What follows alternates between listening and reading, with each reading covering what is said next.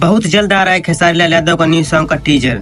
जी हाँ दोस्तों, आप बिल्कुल सही सुने। आज की वीडियो में हम इसी पर बात करने वाले हैं और आप वीडियो पूरा देखना। और हमारे चैनल पहली बार आए, चलो चैनल को सब्सक्राइब करो पहले। हाँ जल्दी करो, मुझे पता है कि आप लोग नहीं करते, वीडियो कर लेना क्योंकि भोजपुरी का अपडेट सबसे पहले हमारे यूट्यूब चैनल पे आता है। दोस्तों हम बताते हैं अभी सुबह सुबह भोजपुरी के दबंग सुपरस्टार खेसारी लाल यादव जी का न्यू सॉन्ग का पोस्टर आया है। आप लोग इधर देख सकते हैं। ना इसका नाम पता है, ना गाना का नाम पता है, ना इसको कुछ भी नहीं पता है। इसमें ये तक भी नहीं लिखा है कि किसने गाना को लिखा है, कि वीडियो एडिटर, डायरेक्टर, प्रोड्यूसर, कुछ भी नहीं है।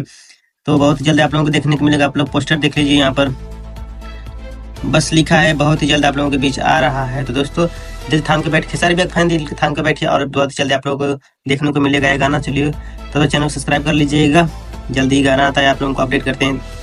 तो बाय बाय।